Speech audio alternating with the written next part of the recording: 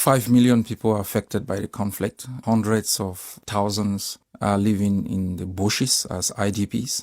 Tens of thousands have moved into Cameroon as refugees. It is extremely bad. It's classified as one of the 10 worst conflicts in the world at this particular moment because villages are being burnt, and it's a kind of a scorched earth policy by what I describe a retreating army that has lost legitimacy and political control. Does that at any point make you regret some of the choices taken by the separatists? We have made no choice. It's always a choice to take up arms. No, it's not a choice. Cameroon has exercised a level of impunity within our country for the past 50 years. 2 men have ruled Cameroon and over Amazonia. 2 men. Ahidjo and Biya. And Biya. And the legitimacy of their power has been derived solely through the use of force. And people have lost their limbs during democratic processes. Students have been summarily executed. And we rose up because we challenged the francophonization of our legal system. We challenged a system where we had to basically sit for exams in half-broken French and English. And some people just called for a reformation of the colonial state.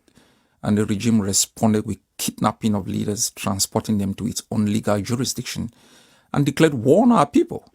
But I think a lot of people would have perhaps had sympathy or more sympathy with you if it had been a peaceful protest, as there have been peaceful protests over the years. No one ever had sympathy towards us for the past 57 years.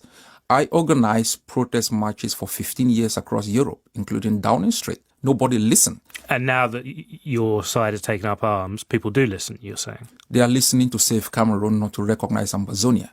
And I am telling them it's a historical mistake you are making. How do you respond to the accusations of human rights abuses carried out by separatist forces? When you see the videos of people being tortured, for example, when you see schools deserted because of the separatists' decision to threaten people in the English-speaking areas who go to school, those are not the decisions that a responsible armed force should be making, are they?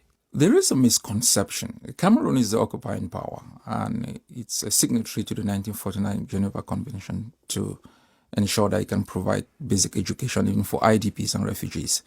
It is also a signatory to the 2015 Safe School Declaration that was sponsored by Norway and Argentina. And we have evidence to show that Cameroon torched down Sacred Heart College in Mankon.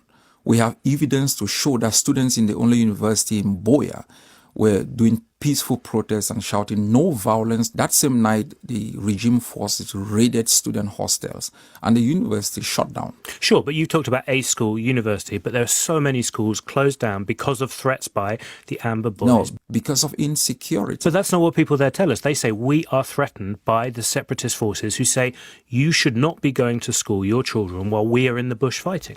I think there is an assumption that, there is also a difference. You've just talked about Amber Boys.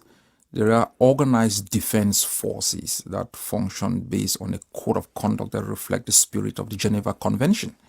And then you have organized groups that are non-affiliated. Some are even affiliated to the regime in Yaoundé that have been carrying out acts of brutality against civilians. We recognize those acts as inconsistent with the spirit of the Geneva Convention and international humanitarian law. And in situations where we have access, we have stopped kidnapping, we have stopped ransom taking. We also have evidence to show that the regime, has been decapitating civilians. Sure, but when you see recently an archbishop kidnapped for a short period of time, John Frundi, a very famous politician from the area, taken away by armed men for a period of time, all this stuff decreditalizes the effort by English-speaking Cameroonians, or Amazonians as you'd say, to have their independent country. The world must make a distinction between the issue of kidnapping and what we term arrest. In the case of John Frundi, I was briefed that because of certain activities, he was taken for interrogation. And so we are fighting for our survival.